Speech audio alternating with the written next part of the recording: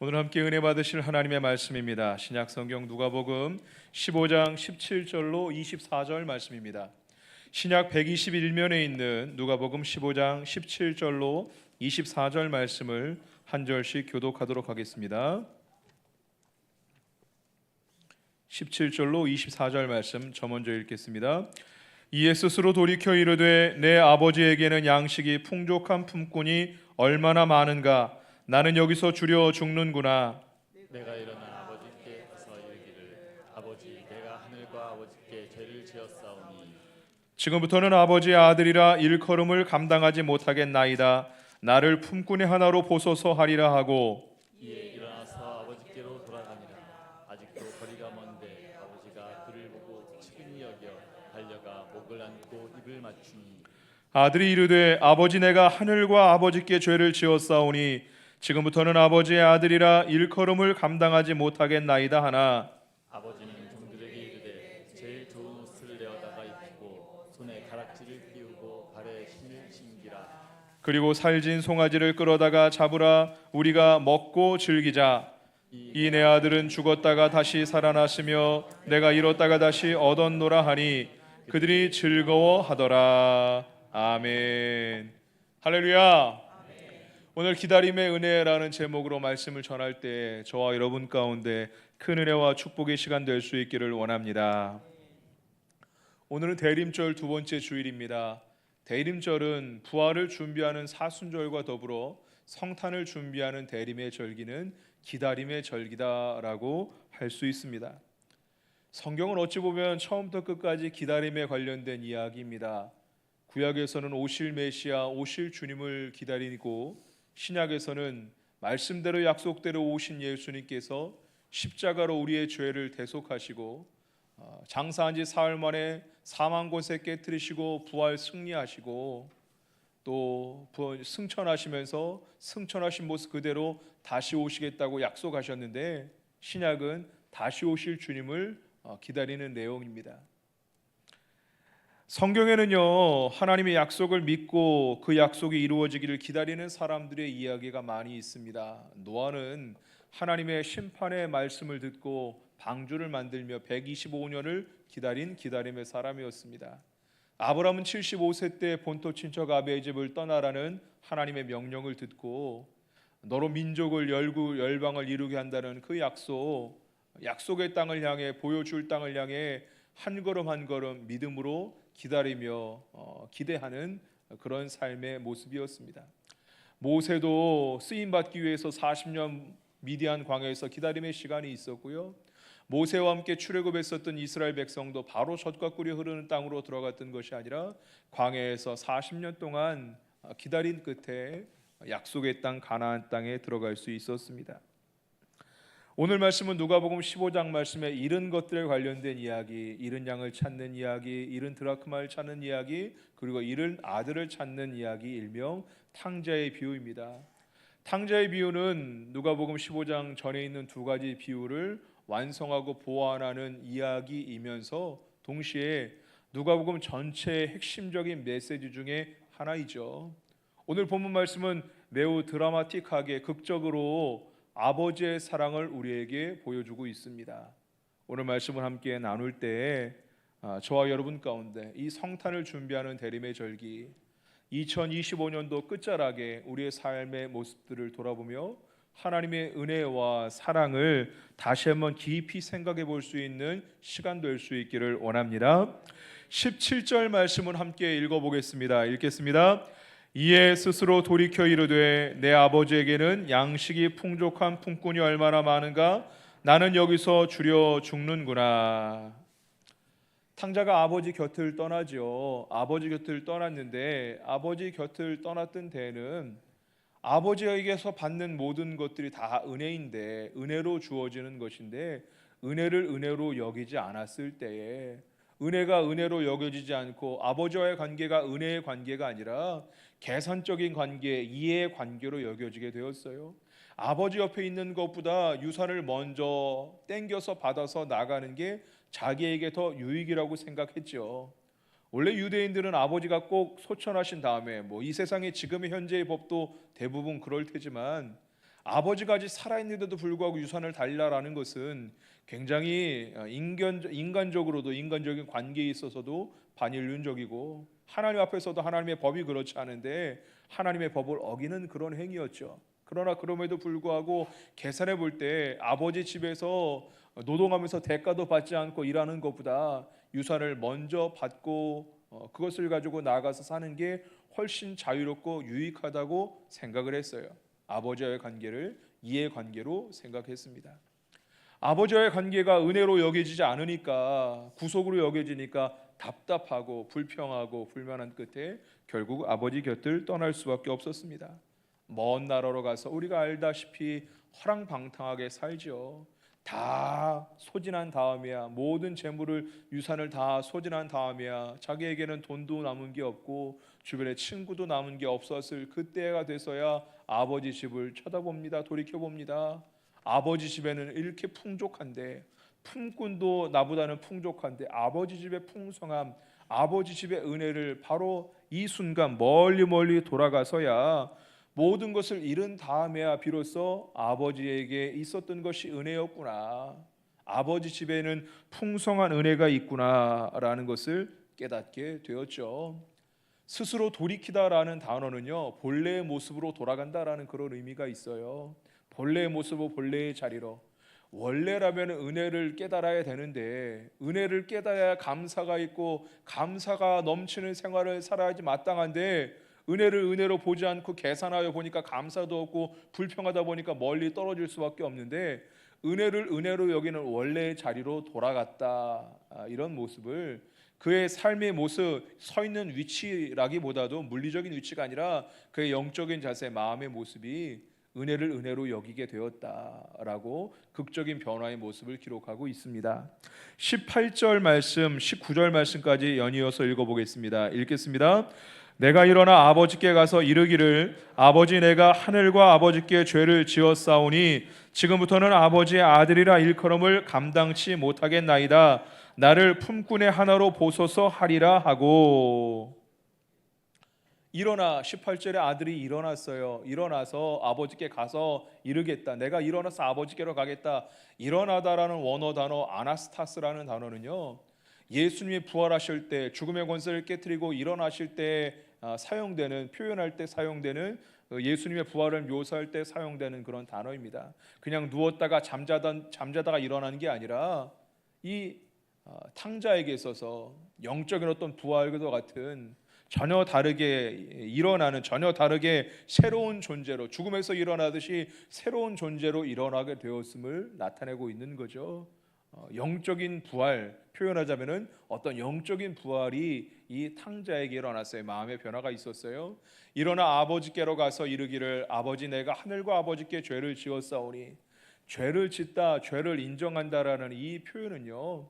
탕자가 아버지에게서 아버지 집을 떠나고 그저 유산을 다 탕진한 것이 죄가 아니라 아버지 곁보다 아버지 품 안에 있는 것 은혜를 은혜로 여기지 않고 자기 혼자 잘 살 수 있다고 여기는 그런 모습 이것이 결국에는 아버지께도 죄가 되고 하나님께도 죄가 된다는 죄의 의식 분명한 죄의 인식을 보여주고 있어요. 성경에서 죄라는 단어는 명사가 대표적인 게 하마르티아라는 단어인데요. 관역을 벗어나다라는 뜻이에요. 사격이라든지 양궁을 하다 보면은 선수들이 관역에 맞추는데 관역에서 벗어난 게 바로 죄라는 단어 그 단어의 의미죠.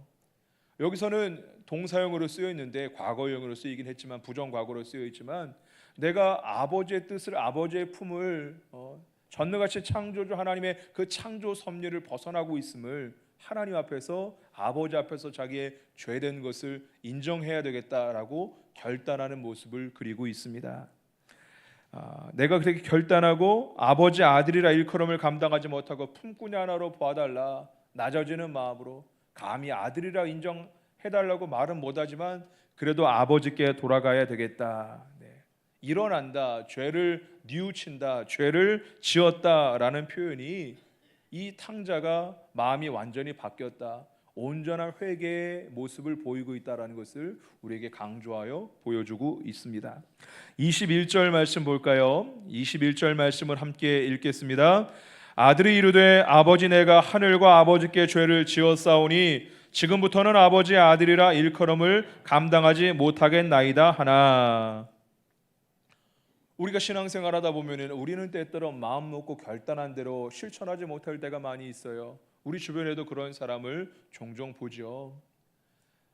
탕자는 결단했습니다. 은혜를 은혜로 깨닫게 되었어요. 아버지 집은 풍성한데 풍족한데 나는 그 은혜의 자리에서 벗어나 있었구나. 아버지 은혜를 깨닫고 거기는 종들도 품꾼도 나보다는 풍족한데 풍족한지 풍성한지 은혜로 풍성한 아버지 집을 생각하고 일어나고 돌이키고 죄를 뉘우치고 돌아가야 되겠다가 생각하고 결단한 것으로 끝나지 않고 정말 아버지를 만나고 아버지를 상봉한 그 자리에서 자기가 결심한 대로 결단한 대로 말하고 있죠.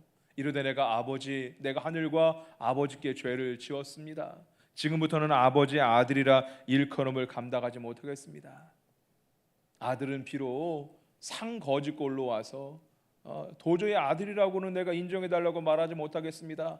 부끄러운 말을 하고 있지만 아버지는 아들이 자녀가 돌아온 그 사실만으로도 기뻐하고 말하고 있죠. 22절 23절 말씀을 함께 읽겠습니다. 아버지는 종들에게 이르되 제일 좋은 옷을 내어다가 입히고 손에 가락지를 끼우고 발에 신을 신기라. 그리고 살진 송아지를 끌어다가 잡으라. 우리가 먹고 즐기자.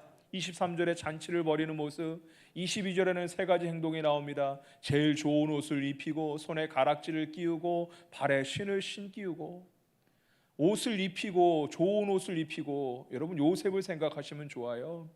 아버지 야곱이 요셉에게 채색 옷을 입혔죠. 요셉만 다른 옷을 좋은 옷을 입혔다라는 것은 요셉을 상속자로 생각하고 있었다라는 그런 의미거든요. 탕자가 다 탕진하고 재산을 유산을 다 탕진하고 돌아왔지만 품꾼의 하나로 노예 중 하나로 인정해달라고 무릎 꿇고 있지만 그 탕자를 아버지는 제일 좋은 옷을 입히며 아들로서 상속자로 인정하고 있는 그런 모습이죠. 반지도 인장반지, 아들의 권세를 의미하는 거고요.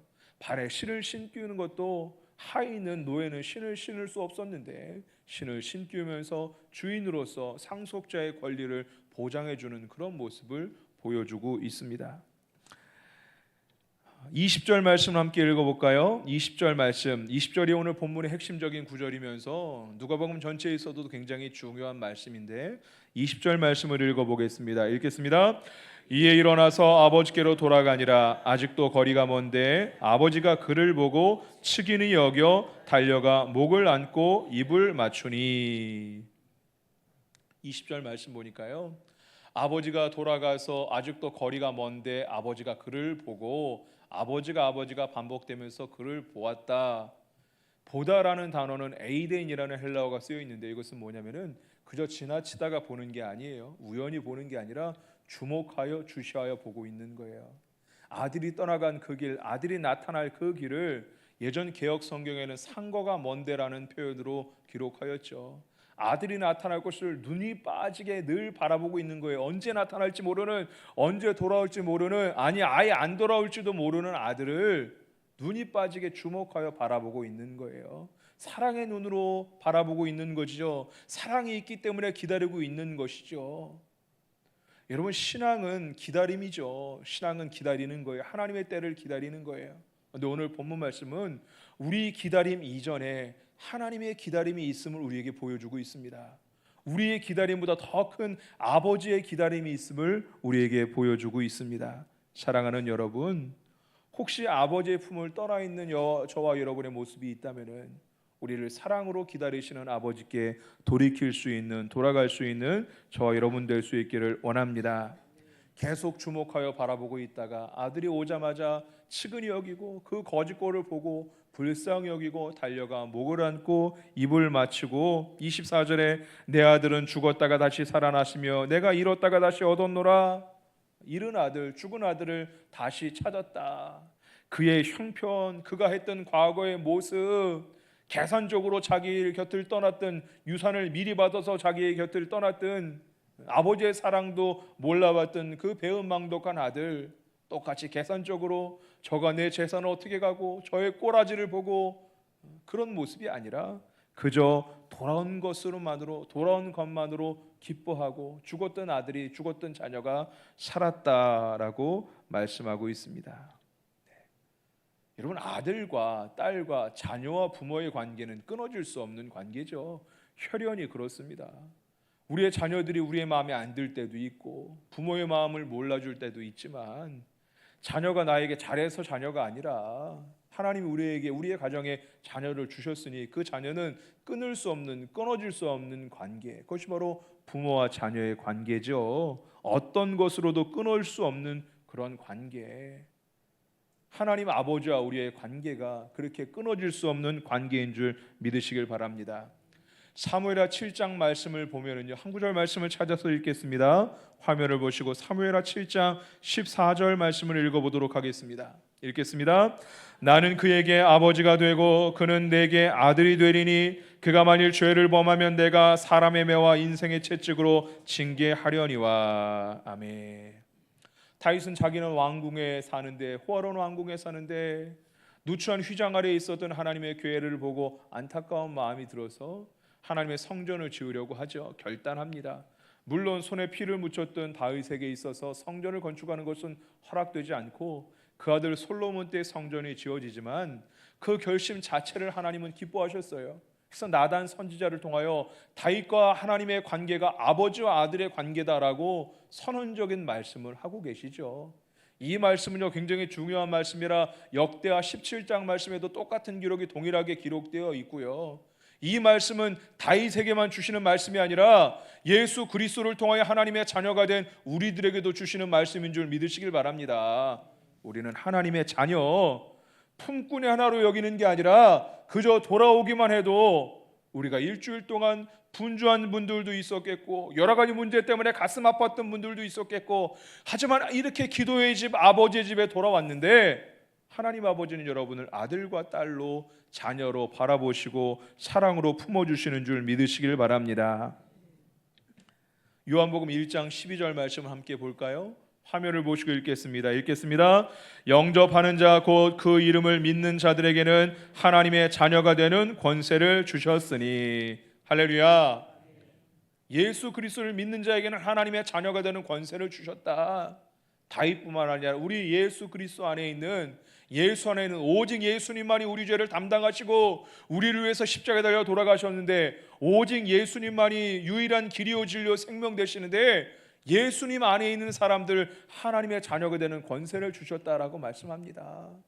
아버지가 탕자를, 허랑방탕했던 탕자를 사랑의 눈으로 기다리며 사랑의 눈으로 바라보고 있는 것처럼, 오자마자 끌어안고 입을 맞추고 사랑의 표현을 하고 아버지의 모습처럼 혈연의 관계, 끊어질 수 없는 관계, 우리 하나님 아버지와 우리의 관계가 이렇게 이해의 관계가 아니라 혈연 관계, 은혜의 관계임을 믿으시길 바랍니다. 탕자가 이해 관계, 계산 관계로 생각하고 손해 보는 것으로 여기고 멀리 떠나 있던 것처럼, 혹시 우리가 하나님과 우리의 관계를 이해 관계처럼 여기고, 그러니까 불평이 나오고, 왜 나는 이럴까? 저 사람은 이렇게 축복하시는데 왜 내 기도는 응답되지 않나? 비교하게 되고 계산하게 되고 이해관계를 따져보게 되면 감사가 있을 수 없죠. 불평과 불만이 생길 수밖에 없죠. 탕자는 아버지와의 관계를 착각해서 은혜인데, 모든 것이 은혜인데 계산했을 때 불평하고 멀리 떠날 수밖에 없었는데, 그것을 깨달았을 때 아버지 집에 은혜가 있구나, 아버지 집에 풍성하구나 깨닫고 돌아오게 된 것처럼, 깨달았을 때 돌아오게 된 것처럼, 깨닫고 돌아왔을 때 아버지가 저를 환대하고 환영하고 안아줬었던 것처럼, 은혜를 깨닫고 돌아왔을 때 아버지가 기뻐하며 잔치를 베풀어 주신 것처럼, 오늘도 주의 전에 나오신 여러분들, 하나님은 여러분을 기뻐하시고 여러분 때문에 뛸 듯이 기뻐하시고 사랑의 눈으로 이 예배 가운데 여러분을 바라보고 계신 줄 믿으시길 바랍니다. 사진 한 장을 준비했는데요, 여러분 잘 아실 만한 사진이에요. 바로크 거장인 렘브란트, 유명한 화가죠. 세계에서 가장 비싼 그림들, 이 렘브란트의 화가의 그림들은 아주 비싼 그런 그림들이에요. 성화도 많이 그렸는데 돌아온 탕자의 그림을 그리고 있죠. 여러분 한 번쯤 보셨을 법한 그런 그림이에요. 이 렘브란트라는 화가는 빛을 잘 사용해서 빛을 통하여서 그 핵심적인 주제를 전달하는 그런 메시지를 전달하는데, 여기서 빛이 어디 있습니까? 가장 빛나는 것이 어디 있습니까?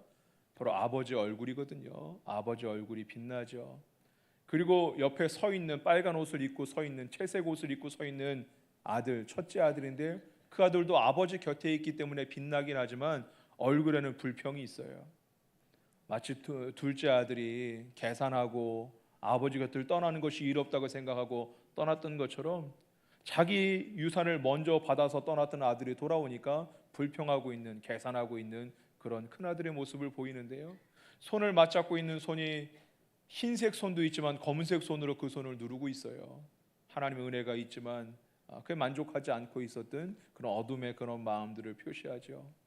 탕자를 보면은요, 얼마나 고생했는지 머리털 하나 없고요, 옷은 다 남루할 대로 남루하고 찢어져 있고 신발도 제대로 없고 한쪽은 신발이 아예 없어요. 그런 모습에 처절한 모습에도 불구하고 아버지가 그를 끌어안고 사랑스러운 눈빛으로 바라보고 있는데 아버지 한 손은 여성의 손처럼 가느다랗고 한 손은 투박하고 굵은 그런 모습, 공의의 하나님, 사랑의 하나님, 굵직한 그렇게 사랑, 또 자애로운 세밀한 그런 사랑으로 끌어안고 있죠. 근데 여기서 한 가지 잘 보이지는 않지만요, 탕자 오른쪽 허리춤에 그 아버지 좀 투박한 손 그 아래에 칼이 보여요. 여러분 칼이 보이십니까? 칼이 있는데 화면을 내년에는 좀 바꿔야 될 것 같은데 칼이 있습니다.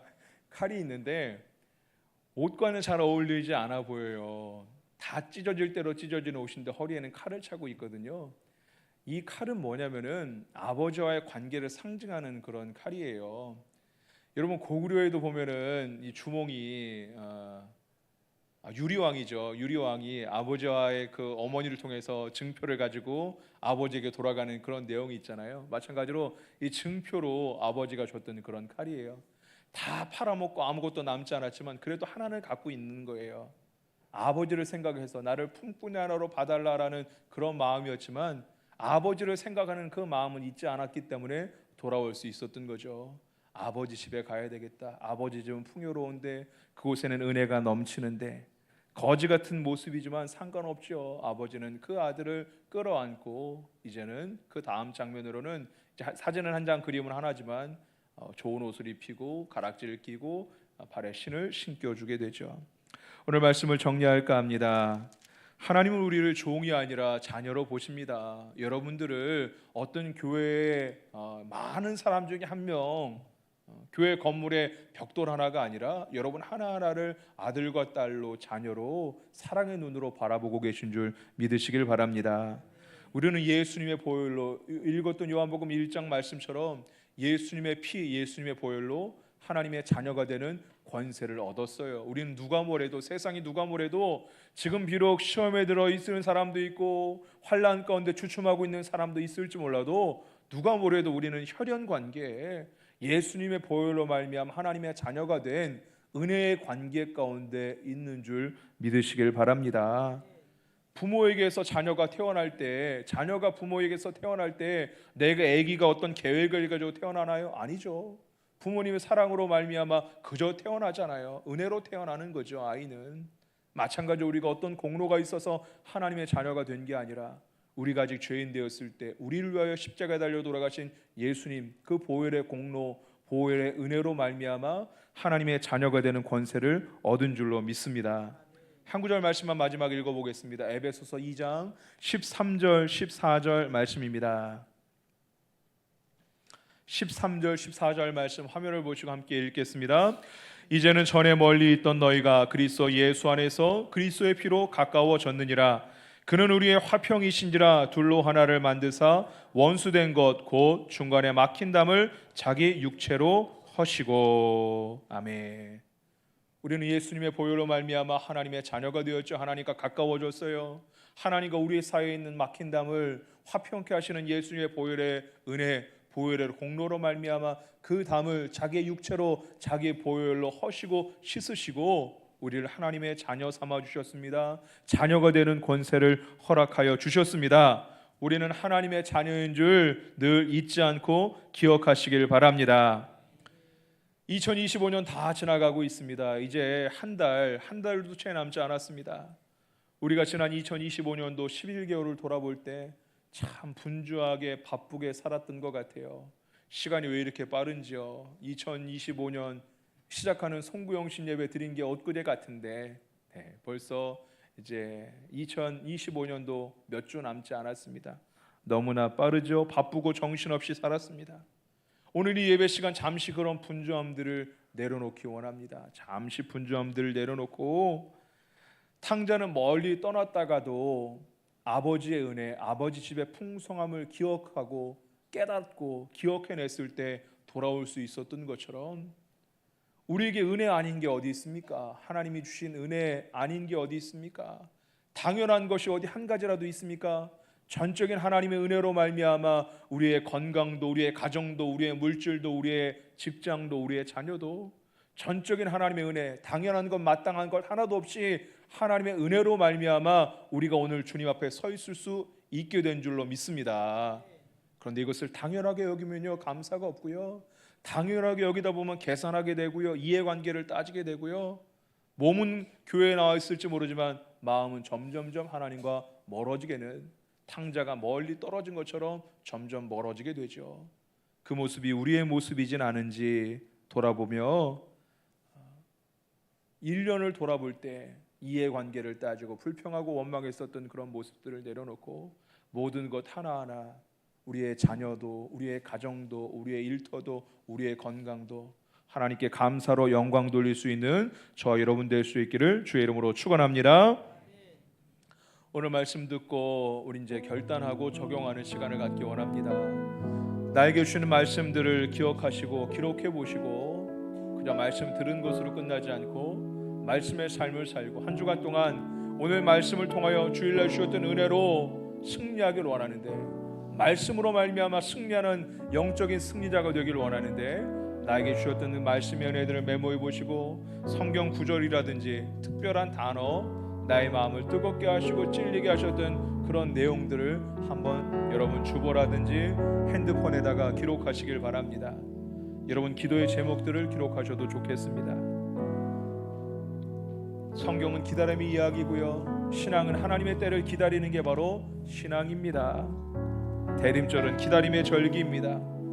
하지만 우리의 기다림보다 더 큰 게 아버지의 기다림이고요, 라오디게아 교회에서 말씀하신 것처럼 부활하 다시 오실 주님께서 내가 문 밖에 서서 두드리노니 누구든지 그 소리를 듣고 문을 열면 내가 그에게 들어갈지니라 말씀하시죠.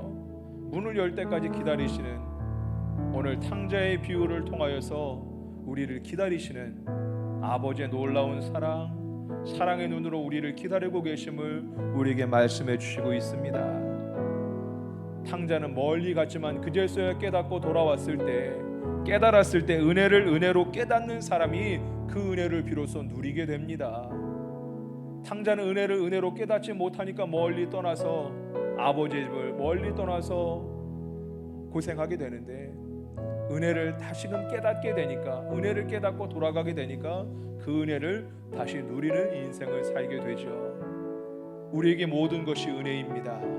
우리의 자녀도, 우리의 가정도, 우리의 건강도 모든 것이 은혜이죠. 은혜를 깨닫는 사람이 그 은혜를 누리게 되는데, 오늘 말씀을 기억하며 우리 감사의 제목들을 적어보시길 바랍니다.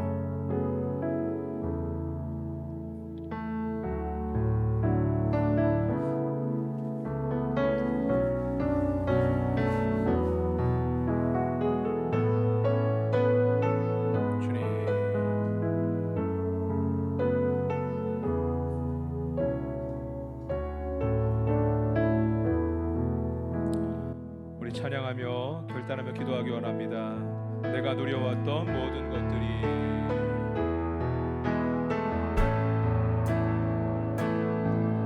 내가 누려왔던 모든 것, 우리 찬양을 통하여 고백합시다. 내가 지나왔던 모든 시간이, 내가 걸어왔던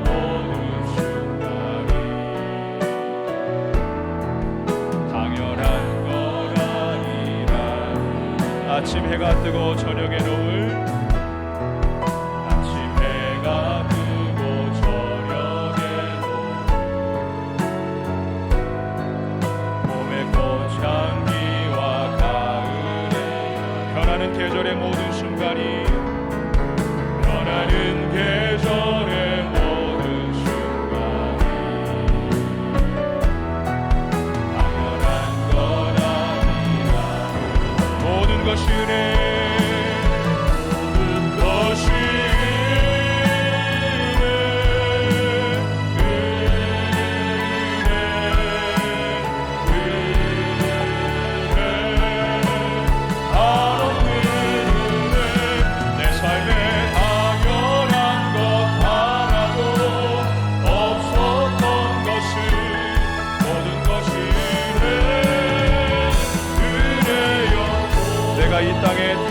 사는 것 내가 이 땅에 태어나서 어린아이 시절과 지금까지 어린아이 시절과 지금까지 숨을 쉬며 살려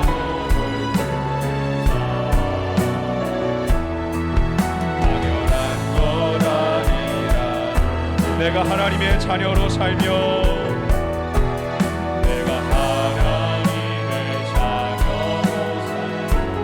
찬양하고 예배하는 삶 오늘 찬양하고 예배하는 삶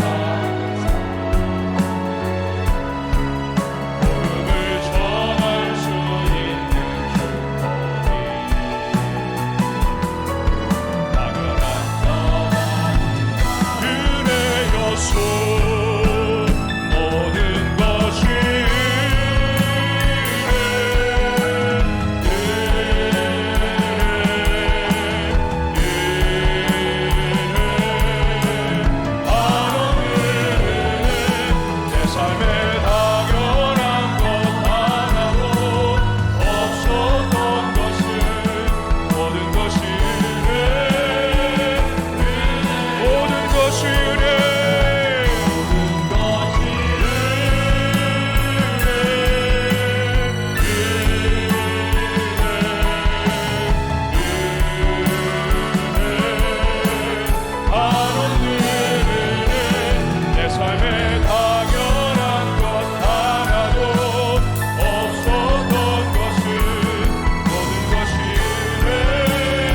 마지막 한 번 더 고백합니다. 모든 것이 은혜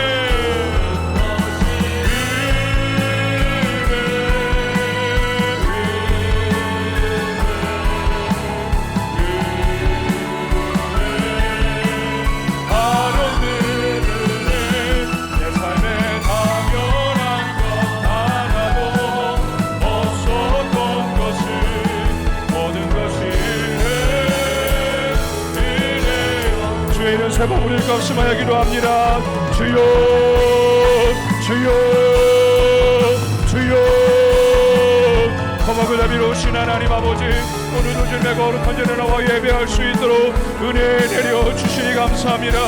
우리에게 은혜가 아닌 것이 하나도 없고 모든 것이 은혜인데 하나님과 우리는 은혜의 관계인데 예수 그리스도의 보혈로 말미암아 하나님의 자녀가 되는 보혈의 공로 의 은혜로 말미암아 하나님의 자녀가 되는 권세를 얻었는데 우리는 하나님의 자녀인데 우리가 구원받은 것도 은혜고 우리가 누리며 사는 모든 것이 은혜임에도 불구하고 은혜를 여기지 못하니 감사가 없고 은혜를 당연한 것으로 여기다 보니 우리 안에 불평이 있고 비교가 있고 원망이 있고 계산이 있습니다.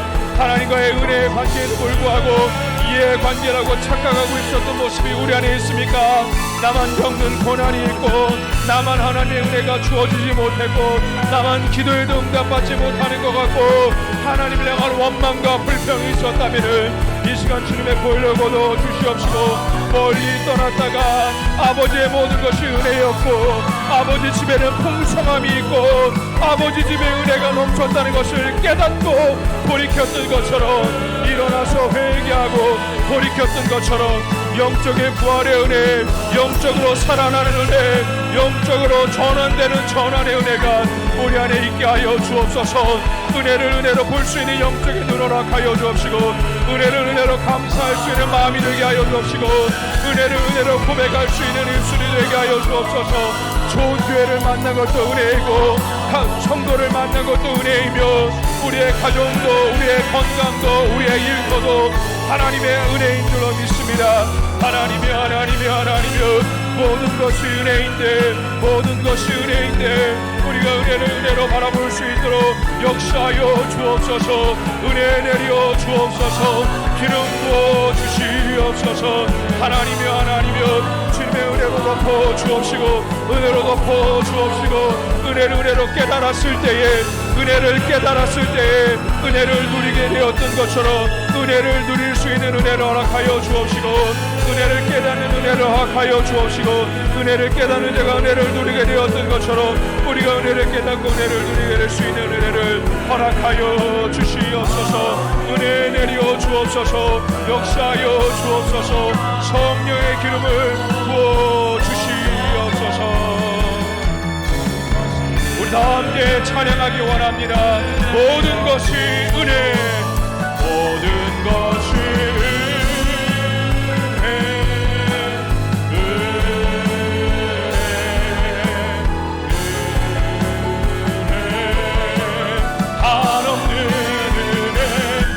삶에 당연한 것 하나도 없었던 것을 모든 것이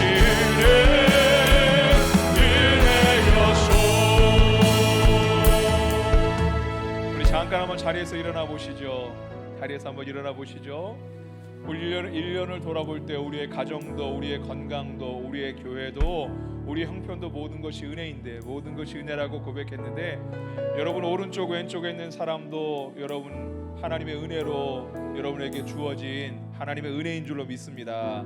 우리 옆에 있는 분들과 인사하겠습니다. 모든 것이 은혜입니다.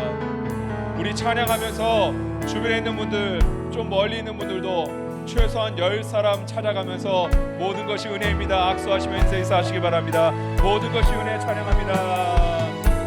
돌아다니면서 먼저 인사해 주세요. 한없는 은혜, 내 삶에 당연한 것 찾아가시고 인사해 주시고 먼저 찾아가주세요. 악수해 주세요. 모든 것이 은혜, 모든 것이 은혜,